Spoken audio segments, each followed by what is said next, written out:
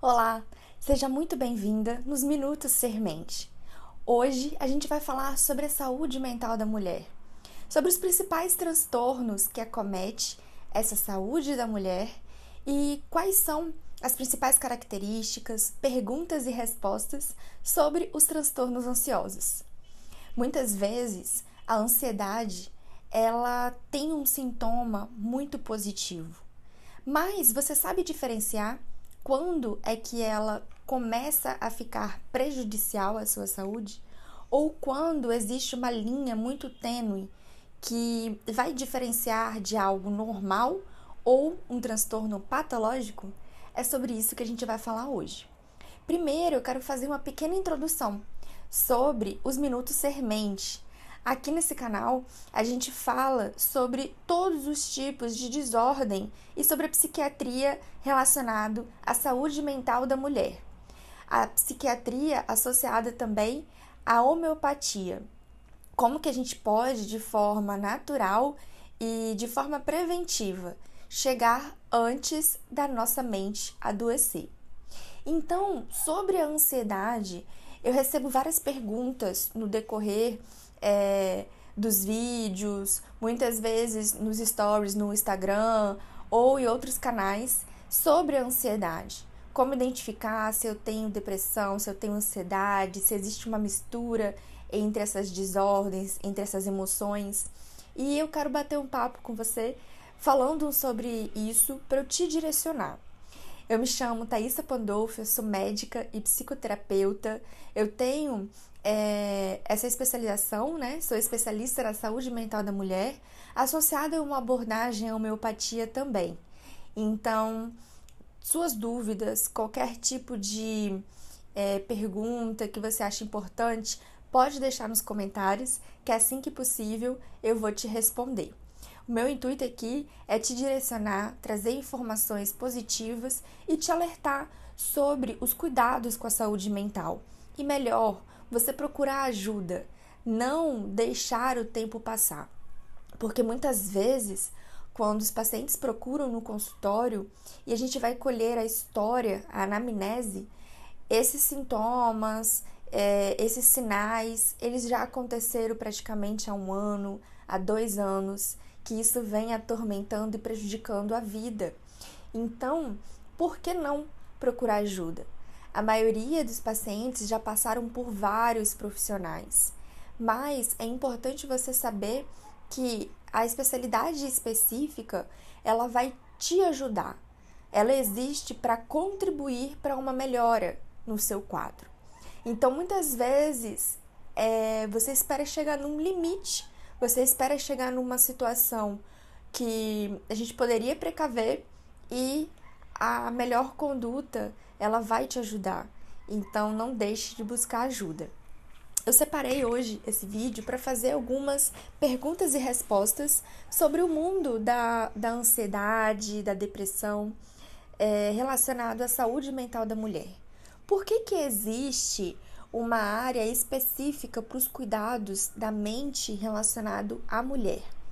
Porque a mulher, além de ter todos os fatores, a mudança dos ciclos, a mudança de acordo com alguns marcos da sua vida, da sua evolução, os hormônios ele influenciam muito na saúde mental. Então, a maioria dos transtornos, das desordens mentais, existe uma diferença muito importante entre o índice de acometimento em mulheres e o índice de acometimento em homens. E isso é bacana você saber, porque contribui de uma forma para te ajudar a buscar ajuda, né? Por exemplo, alguns cânceres de mama, eles são mais específicos na faixa etária tal, então é importante você procurar ajuda. O mesmo acontece quando a gente fala sobre a saúde mental. Existe alguns momentos específicos na vida da mulher que é mais provável você ter algum tipo de transtorno específico. Isso é importante para a gente não esperar procurar ajuda. Então, eu vou te passar aqui algumas perguntas, talvez essa pergunta possa te ajudar, seja uma dúvida que você tenha também, E qualquer contribuição que você queira fazer ou perguntas, pode deixar no comentário abaixo. Primeira pergunta: quais são os sintomas de uma ansiedade ou de uma depressão? E como que eu sei que eu posso estar com ansiedade? Vamos lá. É muito comum a gente confundir um pouco. Será que isso que eu tô sentindo é ansiedade? Será que eu não preciso procurar um outro profissional? Como eu falei, a maioria das pessoas passa primeiro em outros profissionais e se caso algum clínico, um cardiologista, um neurologista te encaminhar para o psiquiatra, vá. Por quê? Não significa que os colegas médicos são incompetentes. Isso não. Mas a especialidade ela existe para o profissional lá específico ele possa contribuir de forma mais positiva para o seu tratamento. E como algumas desordens mentais elas são multifatoriais, o que isso significa? Existem várias causas, é importante você acompanhar com mais de um profissional. A maioria dos tratamentos, por exemplo, das desordens mentais, são tratadas pelos psiquiatras, pelos psicoterapeutas, muitas vezes outras práticas integrativas a gente também associa, porque assim a gente tem o melhor resultado.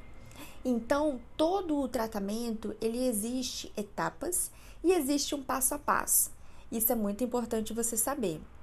E sobre sinais e sintomas, o que isso significa? Como eu falei, existe a ansiedade boa, a ansiedade que nos movimenta, a ansiedade que faz com que a gente tome alguma atitude, a gente saia do lugar. Porque essa ansiedade boa, ela é fisiológica, faz parte do ser humano a luta e fuga. É como se o organismo, ele mandasse um estímulo dizendo que você está em perigo, que você precisa agir. E isso faz com que todo o nosso organismo, ele funcione em harmonia para a gente ter um primeiro passo, para a gente poder agir. E quando que isso pode se tornar algo patológico, alguma doença específica? É quando esses sintomas, eles começam a te prejudicar. Esses sintomas, eles passam a te trazer uma limitação em alguns pilares da sua vida, seja no relacionamento, seja nos estudos, trabalho ou relacionamento em casa também, e às vezes até no convívio social. Você acaba se fechando mais, você deixa de sair com medo de passar mal. E dentro dos transtornos ansiosos existe já as fobias também, que aí é uma outra etapa, um outro vídeo que eu vou fazer para vocês falando sobre isso, que também é uma ansiedade associada ao medo que nos paralisa. E quais são esses sintomas? Muitas vezes tremores nas mãos, taquicardia, palpitação, um bolo na garganta com uma falta de ar. Tem muitas pessoas que têm quadro de diarreia, outras têm lesões em pele, às vezes a psoríase ou algumas alergias tópicas. Tudo isso porque a origem embrionária, tanto do nosso sistema nervoso central quanto da pele, é a mesma. Então, é como se houvesse uma conexão entre a pele e as nossas emoções também. Então, fiquem alerta porque o seu corpo, ele dá os sinais de que algo está errado e você precisa procurar ajuda. Além disso, existe uma gama de sintomas que muitas vezes, como eu falei, né, o quadro de diarreia, dores pelo corpo, tudo isso pode contribuir para um estado de desordem mental. E muitas vezes se misturam alguns sintomas ansiosos com sintomas depressivos e a gente precisa ficar em alerta também. Agora, outra pergunta. Às vezes tenho muita tristeza, vontade de chorar, incontrolável e uma mistura entre a ansiedade e quadros depressivos de não querer sair da cama. Isso pode ser o quê? Ansiedade, pânico, depressão, o que isso significa? Então vamos lá. Como eu falei, né, é importante passar por uma avaliação profissional para a gente entender qual o diagnóstico específico e qual a melhor conduta para esse quadro. Muitas vezes, por exemplo, existem os transtornos mistos, que é um transtorno ansioso com episódios pontuais depressivos. Ou vice-versa, você tem um quadro depressivo, né? Pode ter um quadro depressivo com sintomas ansiosos, porque muitas vezes a depressão ela não se define somente uma pessoa que fica na cama, uma pessoa desanimada ou uma pessoa que já não faz mais as atividades que gostava de fazer. Às vezes, uma ansiedade, uma irritação exagerada é um dos sintomas de um quadro depressivo. Então, a gente precisa avaliar. Existem os critérios diagnósticos. Há quanto tempo você está se sentindo assim? A intensidade, a durabilidade dos seus sintomas. Retomando para as perguntas. E em casos que eu já faço uso de medicação por um período e sinto que não me sinto bem ainda o suficiente. Tenho medo de me tornar dependente da medicação, mas também não quero suspender com medo de ter novamente uma crise. Isso é muito comum. Muitas vezes, primeiro, medo de gerar uma dependência com a medicação psiquiátrica. Esse assunto é um assunto muito importante porque muitas vezes as pessoas confundem o que é um efeito colateral e o que é uma dependência à medicação. Existe sim algumas medicações que podem gerar dependência, por isso que elas são prescritas por um médico e por isso que você não compra ou não deveria comprar, né, de qualquer forma, em qualquer lugar. Porque precisa de ter um acompanhamento médico para essa dependência não ocorrer. Se você tomar essa medicação que pode gerar dependência de uma forma abusiva, realmente você vai ter muitos prejuízos. Então, a receita médica ela existe para isso, para um controle, ok? E por que às vezes pode gerar alguma dependência? Porque as pessoas fazem o uso de forma incorreta e de forma abusiva. Então, dependendo da área do cérebro que essa medicação atuar, pode gerar essa dependência porque a pessoa não tem controle sobre a forma de uso.